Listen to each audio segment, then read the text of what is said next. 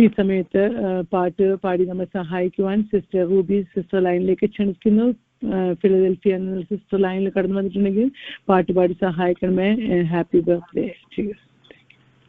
Thank you. കേൾക്കാമോ? കേൾക്കാം. Price the Lord. ദൈവം എൻ്റെ ജീവിതത്തിൽ ഒരു പുതിയ വർഷം കൂടെ തന്നോർത്ത് ദൈവത്തെ സ്തുതിക്കുന്നു. കഴിഞ്ഞ നാളുകളിൽ ദൈവം നടത്തിയ എല്ലാ വിധങ്ങൾക്കുമായിട്ട് ദൈവത്തിന് നന്ദി കരേറ്റുന്നു. ഈ പുതിയ വർഷത്തിൽ ദൈവത്തിന് കൊള്ളാവുന്ന ഒരു മകളായി ജീവിപ്പാൻ ദൈവം സഹായിക്കേണ്ടതിനായി ദൈവം മക്കളുടെ പ്രാർത്ഥനയെ ചോദിക്കുന്നു. ദൈവസന്നിധിയിൽ ഒരു പാട്ട് പാടി ദൈവത്തെ ആരാധിക്കാം. വാനമേഘേ വിശുദ്ധരെ ചേർത്തിടുവാനായി മണവാളൻ വെളിപ്പെടുമേ. സങ്കേതമായവൻ കോട്ടയായവൻ നിൽ മാത്രം ചാരിടുന്നു ഞാൻ. വാനമേഘേ വിശുദ്ധരെ ചേർത്തിടുവാനായി മണവാളൻ വെളിപ്പെടുമേ. സങ്കേതമായവൻ കോട്ടയായവൻ നിന്നിൽ മാത്രം ചാരിടുന്നു ഞാൻ. ദൂതർക്കാഹളങ്ങൾ മീട്ടിടും നേരം പ്രിയനൊത്തു ഞാനും ചേരുമേ. ഹല്ലേലൂയ ഗീതം ആനന്ദത്തോടെ പ്രിയനൊത്തു ഞാനും പാടുമേ. ദൂതർക്കാഹളങ്ങൾ മീട്ടിടും നേരം പ്രിയനൊത്തു ഞാനും ചേരുമേ. ഹല്ലേലൂയ ഗീതം ആനന്ദത്തോടെ പ്രിയനൊത്തു ഞാനും പാടുമേ. കർത്തൻ വചനങ്ങൾ നീറാവേറുന്നേ, എൻ ഹൃത്തരങ്ങൾ ആനന്ദിക്കുന്നേ. കഷ്ടതകൾ നിറഞ്ഞായി ഭൂമിയിൽ നിന്നും സ്വർഗരാജ്യ ചേർന്നിടുമേ ഞാൻ. കർത്തൻ വചനങ്ങൾ നീറാവേറുന്നേ, എൻ ഹൃത്തരങ്ങൾ ആനന്ദിക്കുന്നേ. കഷ്ടതകൾ നിറഞ്ഞായി ഭൂമിയിൽ നിന്നും സ്വർഗരാജ്യ ചേർന്നിടുമേ ഞാൻ. ദൂതർക്കാഹളങ്ങൾ മീട്ടിടും നേരം പ്രിയനൊത്തു ഞാനും ചേരുമേ. ഹല്ലേലൂയ ഗീതം ആനന്ദത്തോടെ പ്രിയനൊത്തു ഞാനും പാടുമേ. ദൂതർക്കാഹളങ്ങൾ മീട്ടിടും നേരം പ്രിയനൊത്തു ഞാനും ചേരുമേ. ഹല്ലേലൂയ ഗീതം ആനന്ദത്തോടെ പ്രിയനൊത്തു ഞാനും പാടുമേ. പാപഭാരം കർത്തൻ ക്രൂശിലേറ്റതാൽ ഭാഗ്യവാനായി എന്നും വസിപ്പാൻ നവസന്തോഷം എന്നുള്ളിൽ തന്നതാം പുതുഗീതം പാടിടുമേ ഞാൻ. പാപഭാരം കർത്തൻ ക്രൂശിലേറ്റതാൽ ഭാഗ്യവാനായി എന്നും വസിപ്പാൻ നവസന്തോഷം എന്നുള്ളിൽ തന്നതാം പുതുഗീതം പാടിടുമേ ഞാൻ. ദൂതർക്കാഹളങ്ങൾ മീട്ടിടും നേരം പ്രിയനൊത്തു ഞാനും ചേരുമേ. ഹല്ലേലൂയ ഗീതം ആനന്ദത്തോടെ പ്രിയനൊത്തു ഞാനും പാടുമേ. ദൂതർക്കാഹളങ്ങൾ മീട്ടിടും നേരം പ്രിയനൊത്തു ഞാനും ചേരുമേ. ഹല്ലേലൂയ ഗീതം ആനന്ദത്തോടെ പ്രിയനൊത്തു ഞാനും പാടുമേ. Price the Lord. എനിക്ക് വേണ്ടി തുടർന്ന് പ്രാർത്ഥിക്കാമെന്ന് അപേക്ഷിക്കുന്നു. Amen. Praise the lord. Thank you sister. God bless you. പാട്ടുപാടി ഞങ്ങളെ സഹായിച്ചതിനായി നന്ദി പറയുന്നു. പിന്നെയും ദൈവം ധാരാളം അനുഗ്രഹിക്കട്ടെ. Thank you. പാട്ടുകാരൻ പാടിയതുപോലെ വാനമേഘ വിശുദ്ധരെ ചേർക്കുവാൻ മണവാളൻ വെളിപ്പെടുമേ, ദൂത കാഹളം മീറ്റിടുമ്പോൾ ഞാനും പ്രിയനോടൊത്ത് പാടും, ഞാൻ പ്രിയനോടൊത്ത് ഹല്ലേലൂയ ഗീതം പാടുമെന്ന് പാട്ടുകാരൻ പാടി. കഷ്ടത നിറഞ്ഞ ഈ ലോകത്തിൽ നിന്ന് നമുക്ക് നമ്മുടെ ദൈവം പ്രിയപ്പെട്ടവർ പോകുന്നത് ഭയങ്കര ദുഃഖമായിരിക്കുമ്പോൾ പാട്ടുകാരൻ പറയുന്നു, കഷ്ടത നിറഞ്ഞ ഈ ലോകത്തിൽ നിന്ന് ഞാൻ എൻ്റെ പ്രിയനോട് ചേരും, എൻ്റെ ഹൃദയം ആനന്ദിക്കുന്നു, എൻ്റെ പാപത്തെ ക്ഷമിച്ച് എൻ്റെ ഉള്ളിൽ ദൈവം സന്തോഷം തന്നതിനാൽ പുതുഗീതം ഞാൻ പാടും. ഹല്ലേലൂയ. നമുക്ക് നമ്മുടെ കുടുംബങ്ങളെ, നമ്മുടെ തലമുറകളെല്ലാം ദൈവകാര്യം സംബന്ധിച്ച് നമ്മളെല്ലാം സമ്പന്നരാകുവാൻ നമുക്ക് പ്രാർത്ഥിക്കാം. നമുക്ക് തന്ന സമയം ഇന്ന് ഈ ലോകത്ത് നിന്ന് 42 വയസ്സുള്ള ദൈവദാസനാണ് ഈ ലോകത്ത് നിന്ന് മാറ്റപ്പെട്ടത്. നമ്മുടെ ക്ലോക്ക് നമ്മളെ വിട്ടപ്പോൾ തന്നെ തുടങ്ങി. ഹല്ലേലൂയ. കർത്താവ് നമ്മെ വിളിക്കുമ്പോൾ നാം തിരിച്ചു പോകണം. നമ്മെ ഏൽപ്പിച്ച ജോലി അത് ചെയ്ത് തീർക്കുവാനുള്ള കൃപ കർത്താവ് നമുക്ക് തരുവാൻ, ദൈവകാര്യം സംബന്ധിച്ച് സമ്പന്നരായി തീരുവാൻ നമ്മെ എല്ലാം കർത്താവ് സഹായിക്കുവാൻ അങ്ങനെ ഒരു പ്രാർത്ഥനയോടെ നമുക്ക് രാത്രികാല ലൈനിലായിരിക്കാം. തുടർന്ന് വചനം കേൾക്കുവാനുള്ള സമയമാണല്ലോ. കർത്താവ് നമ്മെ സഹായിക്കുവാൻ, വചനം നമ്മൾ ക്രിയേറ്റ് ചെയ്യുവാൻ നമ്മെ തന്നെ സമർപ്പിക്കാം. ഈ സമയം വചന ശുശ്രൂഷയ്ക്കായി കർത്താവ് ദാസൻ ഇവാഞ്ചലിസ്റ്റ് പിന്നി ജേക്കബ് സാറിനെ ലൈനിലേക്ക് ക്ഷണിക്കുന്നു. കർത്താവിന്റെ പരിശുദ്ധ നാമത്തിന് സ്തോത്രം ചെയ്യുന്നു. ഇന്ന് രാത്രിയിൽ നമുക്ക് ഒരുമിച്ച് പ്രാർത്ഥനയോടുകൂടെ ദൈവസന്നിധിയിലായിരിക്കുവാൻ ദൈവം തന്നിരിക്കുന്ന ഈ സമയത്തിനായിട്ട് സ്തോത്രം ചെയ്യുന്നു. എന്റെയും എല്ലാം മനസ്സിൽ നിറഞ്ഞു നിൽക്കുന്ന കാര്യം നമ്മളിപ്പോ ഒരിക്കൽ കൂടി കേട്ടതുപോലെ നമ്മുടെ പ്രിയ ജെഫ്രിയുടെ വിയോഗത്തെ കുറിച്ചുള്ള ചിന്തകളാണ്. സംസ്കാരം നടന്ന ഈ ദിവസം വൈകുന്നേരം നടക്കുന്ന ഈ പ്രാർത്ഥനയിൽ നമ്മളെല്ലാവരുടെയും ഹൃദയത്തിൽ മനസ്സിൽ ചിന്തകൾ ഉണ്ട് എന്ന് എനിക്കറിയാം. വേദനിക്കുന്ന ഹൃദയങ്ങളെ ദൈവം ആശ്വസിപ്പിക്കട്ടെ എന്ന് ഞാൻ പ്രാർത്ഥിക്കുന്നു.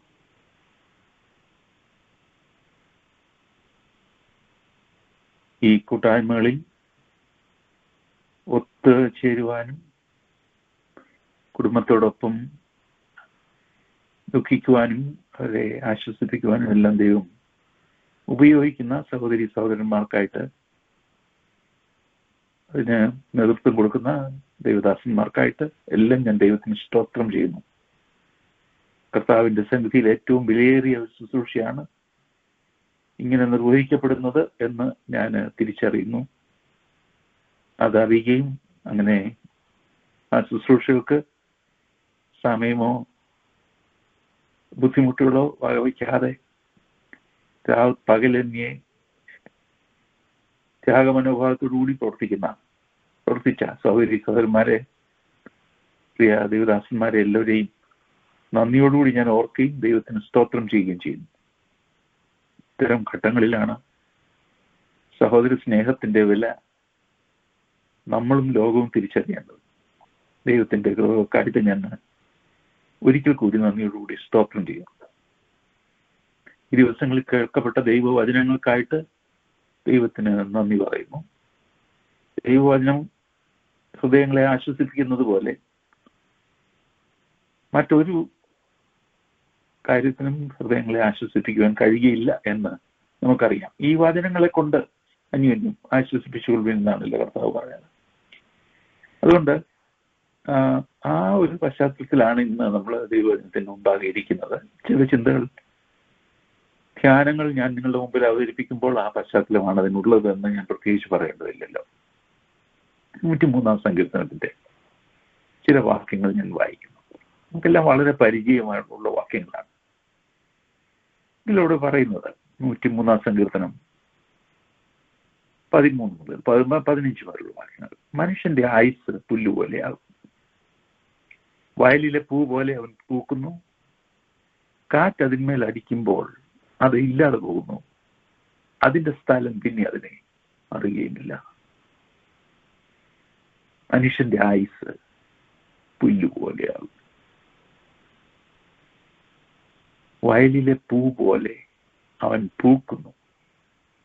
മനുഷ്യന്റെ ഐശ്വര്യവും മനുഷ്യന്റെ പ്രതാപവും മനുഷ്യന്റെ ആയുസ്സും എല്ലാം പുല്ല് പോലെയും പുല്ലിന്റെ പൂ പോലെയുമാണ് എന്നാണ് ഈ പ്രശസ്തമായ സങ്കീർത്തനത്തിൽ പരാമർശിച്ചിരിക്കുന്നത്. ഇത്രേ ഉള്ളൂ ഒരു ജീവിതം, ഇത്രേ ഉള്ളൂ ഒരായുസ്. 42 വയസ്സ് എന്നുള്ളത് 80 ആയാൽ എന്ത്? ഒരിക്കൽ മരിക്കുകയും ലോകത്തോടെ ഇവിടെ പറയുകയും ചെയ്യേണ്ട ഹ്രസ്വമായ മനുഷ്യ ജീവിതങ്ങളാണ് നമുക്കുള്ളത്.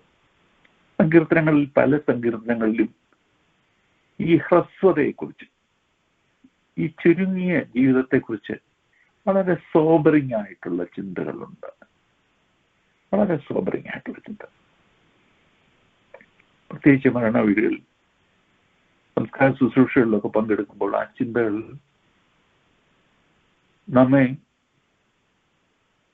നമ്മെ ഹിറ്റ് ചെയ്യും.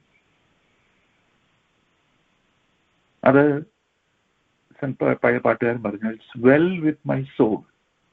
എൻ്റെ ആത്മാവിന് അത് നല്ലതാണ്. Praise the lord. ഈ സങ്കീർത്തനങ്ങളിലേക്ക് നമുക്കൊന്ന് നോക്കാം. അതില് ഈ മനുഷ്യന്റെ ക്ഷണികതയെ പരാമർശിക്കുന്ന സങ്കീർത്തനങ്ങൾ. ഒരിക്കൽ ഞാൻ ഓർക്കുന്നു, മലയാളത്തിലെ വളരെ പ്രശസ്തനായിരുന്ന കവിയായിരുന്ന ONV കുറുപ്പ് എന്ന് പറയുന്ന അദ്ദേഹത്തെ ഞാൻ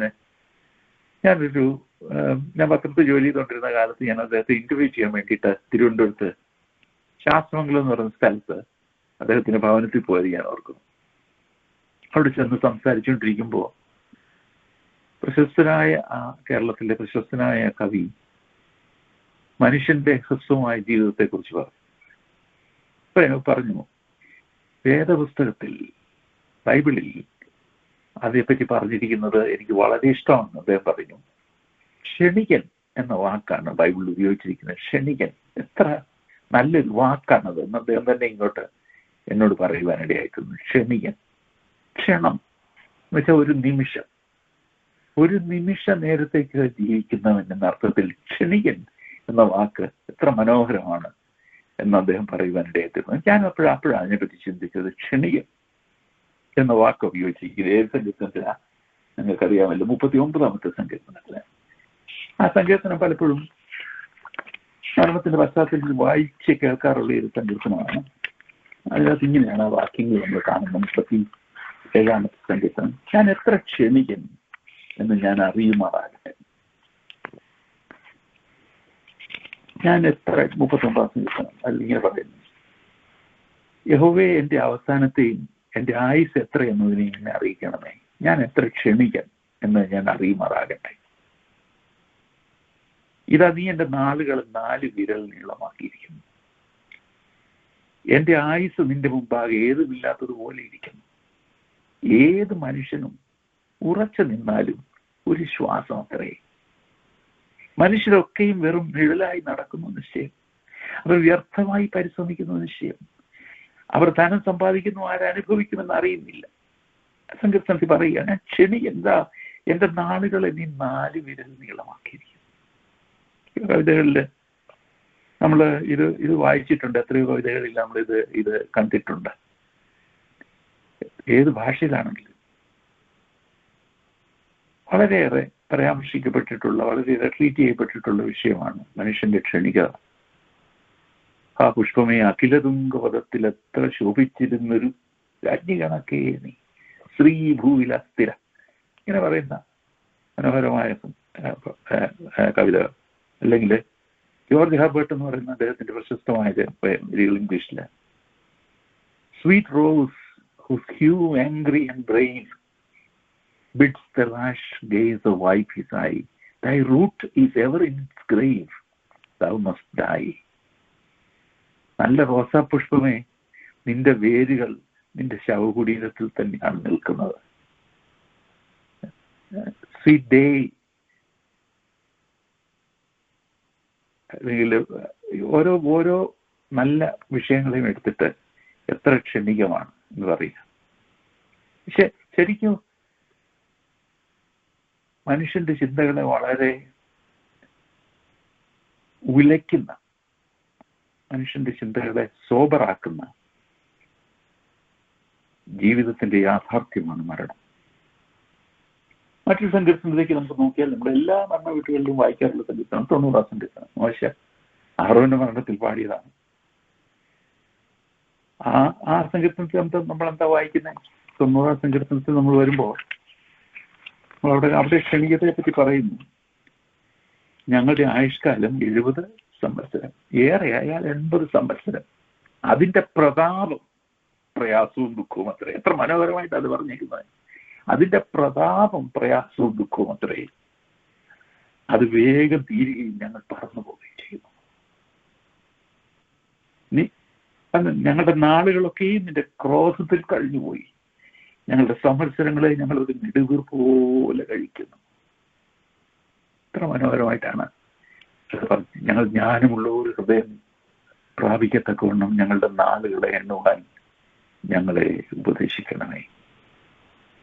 ജ്ഞാനമുള്ള ഒരു ഹൃദയം പ്രാപിക്കത്തക്കവണ്ണം ഞങ്ങളുടെ നാളുകളെ എണ്ണുവാൻ ഞങ്ങളെ ഉപദേശിക്കണമേ. തൊട്ട് മുമ്പ് കർത്താദാസി പറഞ്ഞല്ല, ഒരു സ്റ്റോപ്പ് വാച്ച് സ്റ്റിക്ക് ചെയ്യുന്നത് പോലെ, ടൈമർ സ്റ്റിക്ക് ചെയ്യുന്നത് പോലെ സ്റ്റിക്ക് ചെയ്തുകൊണ്ടിരിക്കുന്നതാണ് നമ്മുടെ ജീവിതം എന്ന് നമ്മൾ തിരിച്ചറിയുമ്പോൾ നമുക്ക് ലഭിക്കുന്ന നമുക്ക് ലഭിക്കുന്ന ആ അവസ്ഥയ്ക്കാണ് ജ്ഞാനം എന്ന് പറയുന്നത്. ജ്ഞാനമുള്ള ഒരു ഹൃദയം പ്രാപിക്കത്തക്കവണ്ണം ഞങ്ങളുടെ നാളുകളെ എണ്ണുവാൻ ഞങ്ങൾ ഉപദേശിക്കണമേ. എന്നാൽ ഈ സങ്കീർത്തനങ്ങളിലെ ഈ പരാമർശങ്ങൾക്കൊക്കെ ഒരു പ്രത്യേകതയുണ്ട്. ലോകത്തിലെ കവിതകളിൽ കാണുന്നതിൽ നിന്നൊരു പ്രത്യേകത ദൈവവചനത്തിലെ ഈ പരാമർശങ്ങൾക്കുണ്ട്. അതെന്താണ് നമുക്കൊന്ന് നോക്കാം. നമ്മൾ വായിച്ച സങ്കീർത്തനം 103 സങ്കീർത്തനമാണല്ലോ നമ്മൾ വായിച്ചത്. മനുഷ്യന്റെ ആയുസ് പുല്ലുപോലെയാകുന്നു, വയലിലെ പൂ പോലെ അവൻ പൂക്കുന്നു, കാറ്റ് അതിന്മേൽ അടിക്കുമ്പോൾ അത് ഇല്ലാതെ പോകുന്നു, അതിന്റെ സ്ഥലം പിന്നെ അതിനെ അറിയുകയുമില്ല. അതിന്റെ സ്ഥലം അതിനെ അറിയത്തില്ല. അതുകൊണ്ട് ഒരു എത്ര ഷോക്കിംഗ് ആയിട്ടൊരു കാര്യമാണ്. നമ്മളൊക്കെ പ്രധാനമായിട്ട് നിന്നിരുന്ന സ്ഥലത്ത് കുറേ വർഷങ്ങൾക്ക് ശേഷം നമ്മൾ ചെല്ലുമ്പോൾ ആരും തിരിച്ചറിയാത്ത അവസ്ഥ. ഈ ഭൂമിയിൽ നടന്ന ഏകചക്രാധിപതികൾ, വലിയ പ്രതാപികൾ പലപ്പോഴും വിസ്മരിക്കപ്പെട്ടു പോകുന്ന ഒരു ലോകം. പക്ഷെ അതിന്റെ രണ്ടാം ഭാഗത്ത് എന്താ പറയുന്നത്? there is a part B in all these scriptural references. Part ബിയിൽ എന്താ പറയുന്നത്? ഇതൊക്കെ ഇങ്ങനെയാണെങ്കിൽ കാറ്റ് അതിന്മേൽ അടിക്കുമ്പോൾ അത് ഇല്ലാതെ പോകുന്നു, അതിന്റെ സ്ഥലം പിന്നെ അതിനെ അറിയുകയുമില്ല. യഹോവയുടെ ദയോ എന്നും എന്നേക്കും അവന്റെ ഭക്തന്മാർക്കും അവന്റെ നീതി മക്കളുടെ മക്കൾക്കും ഉണ്ടാകും. ഹല്ലേലൂയ. 16 സങ്കീർത്തനത്തിൽ പറയുമ്പോ ജീവന്റെ വഴി നീ എനിക്ക് കാണിച്ചു തരും, നിന്റെ സന്നിധിയിൽ സന്തോഷത്തിന്റെ പരിപൂർണതയും നിന്റെ വലത്ത് ഭാഗത്ത് നിന്നും പ്രമോദങ്ങളുമുണ്ട്.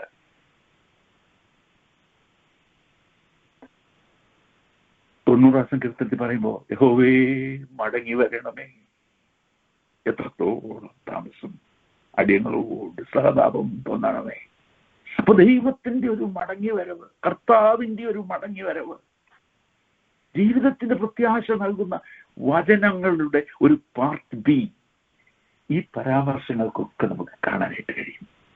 49 സങ്കീർത്തനത്തിൽ അത് വളരെ മനോഹരമായിട്ട് പറഞ്ഞിരിക്കുന്നത് നമുക്ക് കാണാൻ കഴിയും. 49 സങ്കീർത്തനത്തിൽ അതെങ്ങനെയാണ് നമ്മൾ വായിക്കുന്നത് നോക്കിയേ. 49 സങ്കീർത്തനം ഇവിടെ പറയുകയാണ്, ജ്ഞാനികൾ മരിക്കുകയും മൂഢരും മൃഗപ്രായനും ഒരുപോലെ നശിക്കുകയും തങ്ങളുടെ സമ്പാദ്യം മറ്റുള്ളവർക്ക് വിട്ടേച്ചു പോവുകയും ചെയ്യുന്നത് കാണുന്നുവല്ലോ. തങ്ങളുടെ ഭവനങ്ങൾ ശാശ്വതമായും തങ്ങളുടെ വാസസ്ഥലങ്ങൾ തലമുറയായി നിൽക്കും എന്നിങ്ങനെയാകുന്നു അവരുടെ അന്തർഗതം. തങ്ങളുടെ നിലങ്ങൾക്ക് അവർ തങ്ങളുടെ പേരിടുന്നു, എന്നാൽ മനുഷ്യൻ ബഹുമാനത്തിൽ നിലനിൽക്കയില്ല. അവൻ നശിച്ചു പോകുന്ന മൃഗങ്ങൾക്ക് തുല്യൻ. പക്ഷേ എന്റെ പാർട്ട് ബി പറയുന്നേ, ഇത് സ്വാശ്രയക്കാരുടെ ഗതിയാകുന്നു. എങ്കിലും എന്റെ പ്രാണന് ദൈവം പാതാളത്തിന്റെ അധികാരത്തിൽ നിന്ന് വീണ്ടെടുക്കും. അവൻ എന്നെ കൈക്കൊള്ളും. എന്റെ പ്രാണനെ ദൈവം പാതാളത്തിന്റെ അധികാരത്തിൽ നിന്ന് വീണ്ടെടുക്കും.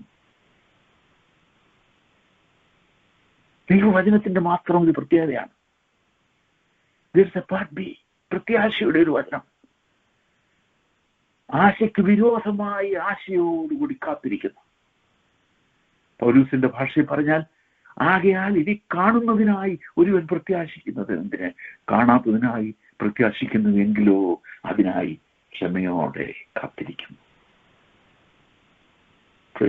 എങ്കിലും എന്റെ പ്രാണനെ ദൈവം പാതാളത്തിന്റെ അധികാരത്തിൽ നിന്ന് വീണ്ടെടുക്കും.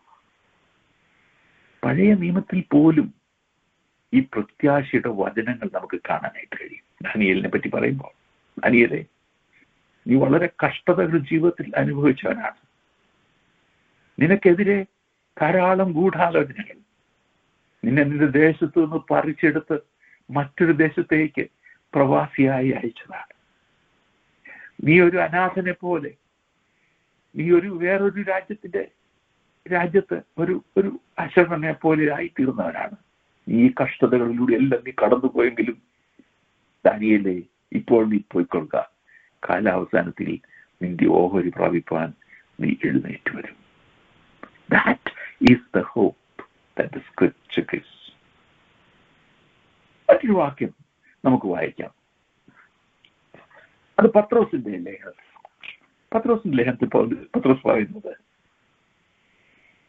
സകല ജഡവും, അങ്ങനെ അതാണല്ലോ നമ്മുടെ പരാമർശ വിഷയം. സകല ജഡവും, ഒന്ന് പത്രോസ് 1 അധ്യായത്തിന്റെ 24 മുതലുള്ള വാക്യങ്ങൾ. സകല ജഡവും പുല്ലുപോലെയും അതിന്റെ ഭംഗിയെല്ലാം പുല്ലിന്റെ പൂ പോലെയുമാകുന്നു. നമ്മൾ വായിച്ച വാക്യത്തോടുള്ള ബന്ധപ്പെട്ട വാക്യങ്ങളാണ്. സകല ജഡവും പുല്ലുപോലെയും അതിന്റെ ഭംഗിയെല്ലാം പുല്ലിന്റെ പൂ പോലെയുമാണ്. പ്രിയമുള്ളവരെ, നമ്മള് ഇതാകുന്നു മനുഷ്യന്റെ അവസാനമെങ്കിൽ, മനുഷ്യൻ തന്നെ ധനത്തിൽ പ്രശംസിക്കുന്നത് എന്തിന്? ഇതാകുന്നു മനുഷ്യന്റെ അവസാനമെങ്കിൽ മനുഷ്യൻ തന്റെ സൗന്ദര്യത്തിൽ പ്രശംസിക്കുന്നത് എന്തിന്? ഇതാകുന്നു മനുഷ്യന്റെ അവസാനമെങ്കിൽ മനുഷ്യൻ തന്റെ പ്രതാപത്തിൽ പ്രശംസിക്കുന്നത് എന്തിന്? എന്ന വാക്യങ്ങളാണ് നമ്മളിത് ഓർമ്മിപ്പിക്കുന്നത്. എല്ലാം പൂ പോലെയും ആകുന്നു, പുല്ല് വാടി പൂ ഉതിർന്നു പോയി. പാർട്ട് ബി, കർത്താവിന്റെ വചനമോ എന്നേക്കും നിലനിൽക്കുന്നു, അതാകുന്നു നിങ്ങളോട് പ്രസംഗിച്ച വചനം. പുല്ല് വാടി പൂ ഉതിർന്നു പോയി, കർത്താവിന്റെ വചനമോ എന്നേക്കും നിൽക്കുന്നു. Price the Lord. ഒരു ദുഃഖപര്യവസായിയായ പരാമർശത്തോടെ അല്ല മരണത്തെപ്പറ്റിയുള്ള ചിന്തകൾ ദൈവത്തിന്റെ വചനത്തിൽ അവസാനിക്കുന്നത്. There is a part B and which says, കർത്താവിന്റെ വചനമോ എന്നേക്കും നിലനിൽക്കുന്നു. ആ വചനമത്രേ നിങ്ങളോട് പ്രസംഗിക്കപ്പെട്ടത്. പത്രോസ് പറയാണ്, കെടുന്ന ബീജത്താലല്ല, കെടാത്തതിനാൽ ജീവനുള്ളതും നിലനിൽക്കുന്നതുമായ ദൈവ വചനത്താൽ തന്നെ നിങ്ങൾ വീണ്ടും ജനിച്ചിരിക്കുന്നു. നിങ്ങൾ വീണ്ടും ജനിച്ചിരിക്കുന്നത് കെട്ടുപോകുന്ന ബീജത്താലല്ല, കെടാത്തതിനാൽ ജീവനുള്ളതും നിലനിൽക്കുന്നതുമായ വചനത്താൽ. ഏത് വചനം? ഇവിടെ പറയുന്ന വചനം ഏത്? പുല്ല് വാടി പൂ ഉതിർന്നു പോയി, കർത്താവിന്റെ വചനമോ എന്നേക്കും നിൽക്കുന്നു. ആ വചനമാണ് നമ്മളെ വീണ്ടും ജനിപ്പിച്ചിരിക്കുന്നത്. പത്രോസ് പറയാണ്, അതാകുന്നു നിങ്ങളോട് പ്രസംഗിച്ച വചനം. നമ്മളെ കേൾക്കുന്ന വചനം, ഇന്ന് രാത്രിയിൽ നമ്മൾ കേൾക്കുന്ന ജീവന്റെ വചനം, കെട്ടുപോകാത്ത ജീവന്റെ ശക്തിയുടെ വചനമാണെന്ന് നമ്മൾ തിരിച്ചറിയുന്നുണ്ടോ? നമ്മൾ വായിക്കുന്ന ദൈവത്തിന്റെ വചനം, നമ്മളെ ജീവിപ്പിച്ച ദൈവത്തിന്റെ വചനം നശിച്ചു പോകാത്ത, കെട്ടുപോകാത്ത ജീവന്റെ വചനമാണ്, നമ്മളെ ജീവിപ്പിക്കുന്ന വചനമാണ് എന്ന് നമ്മൾ തിരിച്ചറിയുന്നുണ്ടോ? Price the Lord. ഉണ്ടെങ്കിൽ ദൈവത്തിന്റെ വചനത്തിന് പറയുവാൻ കഴിയുന്നത്, കർത്താവിന്റെ വചനമോ എന്നേക്കും നിൽക്കുന്നു. Price the Lord. പത്രോസ് ഇത് എവിടെ നിന്നാ കോട്ട് ചെയ്തേക്കുന്നേ? 103 സങ്കീർത്തനത്തിൽ നിന്നല്ല. പത്രോസ് കോട്ട് ചെയ്തിരിക്കുന്നത് ഇത് യെശയ്യാവിന്റെ പ്രവചനത്തിൽ നിന്നാണ്. യെശയ്യാവ് 40-ാം അധ്യായത്തിലേക്ക് വരിക. യെശയ്യാവ് 40-ാം അധ്യായം നമുക്കറിയാമല്ലോ, സുവിശേഷത്തിന്റെ മുന്നോടിയായ, സുവിശേഷത്തെ പറ്റി പരാമർശിക്കുന്ന, സുവിശേഷത്തെ പ്രവചന ദൃഷ്ടിയെ കാണുന്ന അധ്യായമാണ് യെശയ്യാ പ്രവചനം 40 അധ്യായം. അവിടെ നമ്മൾ എന്താ കാണുന്നത്? കേട്ടോ വിളിച്ചു പറയുക. 40 അധ്യായത്തിന്റെ 6 മുതലുള്ള വാക്യം. കേട്ടോ വിളിച്ചു പറയുക എന്ന് ഒരുത്തൻ പറയുന്നു. എന്ത് വിളിച്ചു പറയേണ്ടു എന്ന് ഞാൻ ചോദിച്ചു. സകല ജഡവും പുല്ലുപോലെയും അതിന്റെ ഭംഗിയെല്ലാം വയലിലെ പൂ പോലെയും ആകുന്നു. യഹോവയുടെ ശ്വാസം അതിന്മേൽ ഊതുകയാൽ പുല്ലുണങ്ങുന്നു, പൂവാടുന്നു. അതേ, ജനം പുല്ല് തന്നെ. പുല്ലുണങ്ങുന്നു, പൂവാടുന്നു. നമ്മുടെ ദൈവത്തിന്റെ വചനമോ എന്നേക്കും നിലനിൽക്കും. Hallelujah. There is a part B and the part B says ദൈവത്തിന്റെ വചനമോ എന്നേക്കും നിലനിൽക്കുന്നു. അതുകൊണ്ട് യെശയ്യാ പറയുകയാണ്, നീ വിളിച്ചു പറയുക. കേട്ടോ വിളിച്ചു പറയുക. എന്താ? സുവാർത്ത ദൂതിയായ സീയോനെ, നീ ഉയർന്ന പർവ്വതത്തിലേക്ക് കയറി ചെല്ലുക. സുവാർത്ത ദൂതിയായ യെരൂശലേമേ, നീ നിന്റെ ശബ്ദം നിന്റെ ശബ്ദം ശക്തിയോട് ഉയർത്തുക, ഭയപ്പെടാതെ ഉയർത്തുക. ഹല്ലേലൂയ. എന്താ പറയുന്നേ? യഹൂദ നഗരങ്ങളോട്, ഇതാ നിങ്ങളുടെ കർത്താവ്, ഇതാ നിങ്ങളുടെ ദൈവം എന്ന് പറയുക. ഇതാ യഹോവയായ കർത്താവ് ബലശാലിയായി വരുന്നു. അവന്റെ ഭുജം അവന് വേണ്ടി ഭരണം നടത്തുന്നു. കൂലി അവന്റെ പക്കലും പ്രതിഫലം അവന്റെ കയ്യിലുമുണ്ട്. പ്രതിഫലവുമായി കൂലിയുമായി വരുന്ന നിന്റെ രാജാവ്, ഹല്ലേലൂയ, നിന്റെ ദൈവമായ കർത്താവ് ബലശാലിയായി വരുന്നവൻ. Praise the Lord.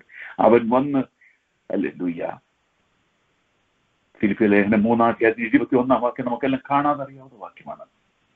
നമ്മുടെ പൗരത്വമോ സ്വർഗത്തിലാകുന്നു. അവിടെ നിന്ന് കർത്താവായ യേശു രക്ഷിതാവായി വരും എന്ന് നാം കാത്തിരിക്കുന്നു.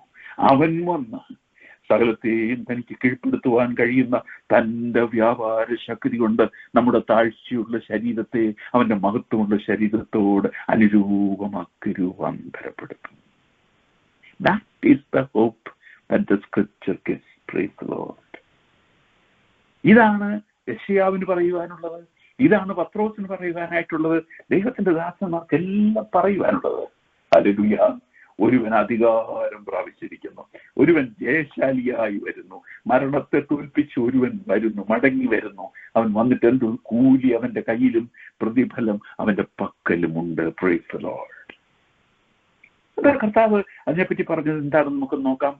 യോഹന്നാന്റെ സുവിശേഷം 17 അധ്യായത്തിന്റെ 2 മുതലുള്ള വാക്യങ്ങൾ.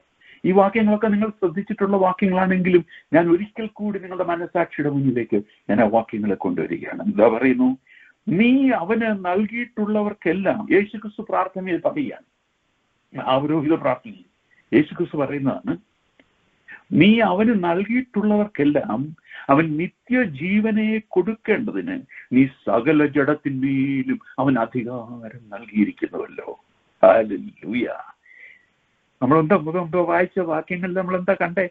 സകല ജഡവും പുല്ലുപോലെയും അതിന്റെ ഭംഗിയെല്ലാം പുല്ലിന്റെ പൂ പോലെയും ആകുന്നു. അങ്ങനെയുള്ള സകല ജഡത്തിന്റെ മേലും ആർക്കാണ് അധികാരം കൊടുത്തിരിക്കുന്നത്? നിത്യജീവനെ നൽകേണ്ടതിന് നീ പുത്രൻ തമ്പുരാൻ പിതാവായ ദൈവം അധികാരം, സകല ജഡത്തിന്റെ മേലും അധികാരം കൊടുത്തിരിക്കുന്നു.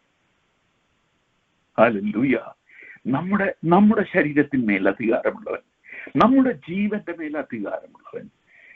അവൻ പറഞ്ഞു, മരണത്തിന്റെയും പാതാളത്തിന്റെയും താക്കോൽ എന്റെ കൈവശമുണ്ട്. Price the Lord. ഭൂമിയിൽ, സ്വർഗത്തിലും ഭൂമിയിലും സകല അധികാരവും എനിക്ക് നൽകപ്പെട്ടിരിക്കുന്നു. അവന് പിതാവായ ദൈവം കൊടുത്തിരിക്കുന്ന ഏവർക്കും നിത്യജീവനെ കൊടുക്കേണ്ടത്. അവന് സകല ജഡത്തിന്റെ മേലും അവൻ അധികാരത്തെ ദൈവം കൊടുത്തിരിക്കുന്നു. ഹല്ലേലൂയ. നമ്മുടെ കർത്താവ് പ്രാപിച്ചിരിക്കുന്ന അധികാരം, അവന്റെ സൃഷ്ടിയെ പുനരുത്ഥാനത്തിന്റെ നാളിൽ പുതുക്കുവാനുള്ള അധികാരം, അവകാശവും നമ്മുടെ പിതാവായ ദൈവം തന്റെ പുത്രനായ ക്രിസ്തുവിന് നൽകിയിരിക്കുന്നു. ഹല്ലേലൂയ. ഞാൻ എന്റെ വാക്കുകൾ അവസാനിപ്പിക്കുന്നതിന് മുമ്പ് 2-ാം സങ്കീർത്തനത്തിലെ ആ ഭാഗം കൂടി ഞാൻ നിങ്ങളുടെ മനസ്സിലേക്ക്, നിങ്ങളുടെ ശ്രദ്ധയിലേക്ക് കൊണ്ടുവരട്ടെ. 2-ാം സങ്കീർത്തനത്തിൽ നമ്മൾ എന്താണ് കാണുന്നത്? ഞാനൊരു നിർണയം പ്രസ്താവിക്കുന്നു. യഹോവ എന്നോട് അരുളി ചെയ്തത്, നീ എന്റെ പുത്രൻ, ഇന്ന് ഞാൻ നിന്നെ ജനിപ്പിച്ചിരിക്കുന്നു. ആകയാൽ രാജാക്കന്മാരെ ബുദ്ധി പഠിപ്പി.